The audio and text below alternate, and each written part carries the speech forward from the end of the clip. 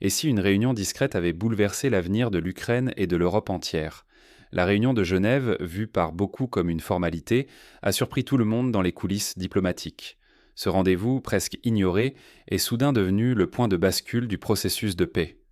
Après des mois d'impasse, les délégations américaines et ukrainiennes ont déjoué tous les pronostics. Pour la première fois, Washington a accepté d'intégrer dans l'accord des propositions dictées par Kiev. Un renversement discret mais lourd de conséquences. Ce tournant passé presque inaperçu pourrait marquer le début d'une nouvelle ère pour l'Ukraine et la stabilité européenne. Ignorer ce moment, c'est risquer de manquer une transformation historique aux répercussions durables. Mais comment ce basculement s'est-il produit? Replongeons dans les coulisses de la négociation. Pour comprendre la portée de ce changement, il faut revenir aux premières tensions et aux jeux d'influence qui ont précédé Genève. Qui a vraiment tiré les ficelles lors de ces discussions décisives? Qu'est-ce qui a mené à ce point de bascule? Pendant presque 12 mois, le plan Trump, fort de 28 points à négocier, avançait péniblement, prisonnier de réunions feutrées et d'attentes prudentes. Pourtant, à Genève, tout s'est inversé. Pour la première fois, les exigences ukrainiennes ont imposé leur rythme, renversant la dynamique habituelle des négociations. Les protagonistes étaient au rendez-vous, côté américain, Steve Witkoff et Mark Rubio, figures de la stratégie de Washington en Europe, côté ukrainien, Andriy Yermak, la voix intransigeante de Kiev. Sous la surface, 10 mois de tension et de frustration accumulées rendaient l'atmosphère presque électrique, révélant l'urgence d'un accord. L'Ukraine, déterminée, a exigé non pas des ajustements, mais une refonte totale du plan. Cette fermeté inattendue a déstabilisé les États-Unis, habitués à une Ukraine plus conciliante. L'équilibre des forces venait de changer. La rupture menaçait, car le temps jouait désormais contre tous. Chaque jour d'attente sapait la stabilité sur le terrain et la crédibilité internationale des négociateurs.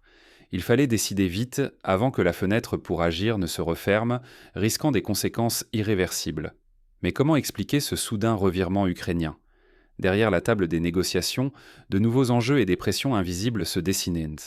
Et si pour une fois, l'Ukraine prenait enfin l'ascendant sur ses alliés occidentaux?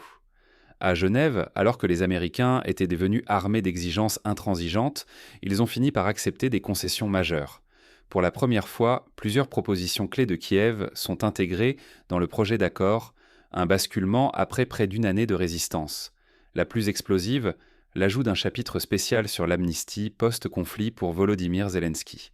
Cette demande ukrainienne vise à protéger le président contre d'éventuelles poursuites politiques à la fin de la guerre, au moment où des enquêtes massives sont redoutées. Les Américains, longtemps réticents, ont finalement cédé, préférant préserver la stabilité à Kiev que risquer une crise politique. Autre point brûlant, la tenue d'élections générales, dans les 100 jours suivant la paix.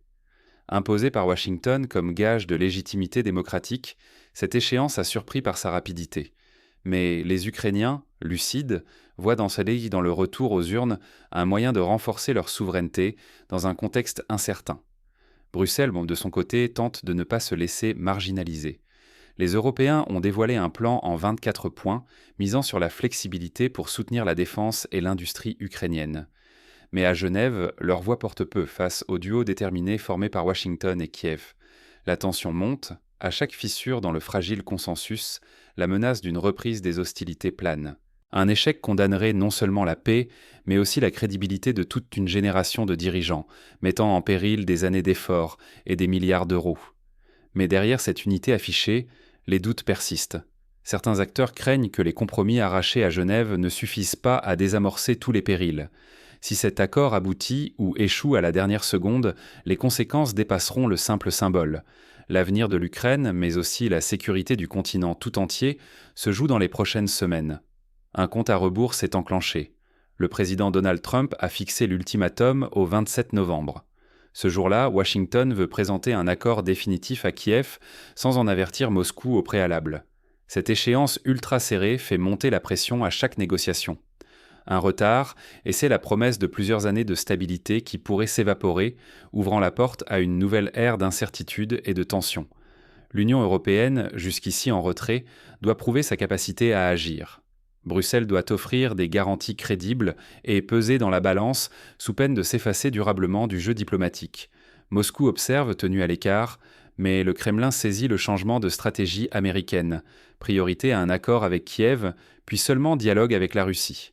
Ce signal risque de bouleverser les calculs russes, voire d'accélérer leurs propres manœuvres. Ce texte en chantier pourrait devenir la pièce maîtresse de l'hiver, capable de rebattre toutes les cartes régionales. Au moindre faux pas, c'est l'espoir ukrainien qui vacille et la crédibilité occidentale qui faiblit. Tout va désormais se jouer à huis clos entre promesses et menaces voilées. Les négociateurs n'ont plus droit à l'erreur. Pourquoi ce processus concerne-t-il chaque Européen, chaque citoyen engagé ? Parce que derrière ces tractations, ce n'est pas uniquement le sort de l'Ukraine qui se joue, mais celui de l'équilibre de tout un continent. Première leçon, la cohésion nationale ukrainienne a été déterminante. Sans l'unité de la société civile et la fermeté gouvernementale, Kiev n'aurait jamais pu imposer ses conditions face à des alliés bien plus puissants. Cela prouve qu'un peuple résolu peut peser dans les plus grandes négociations internationales. Deuxième leçon, la diplomatie active et le choix du moment sont cruciaux. Les percées spectaculaires de Genève résultent d'une préparation méticuleuse et d'une capacité à saisir l'instant décisif. Comprendre le calendrier politique, c'est avoir du poids au moment clé. Troisième point, la voix des petits États compte. L'Ukraine, longtemps reléguée, a su imposer ses exigences et redéfinir les priorités, démontrant qu'une ténacité sans faille peut ouvrir des portes inattendues. Enfin, c'est la vigilance citoyenne qui donne une légitimité durable aux accords. Les décisions n'ont de sens que si elles sont comprises et soutenues par la population. Ignorer ces leçons, c'est risquer de perdre une occasion unique d'influencer la paix et la stabilité européenne pour des décennies.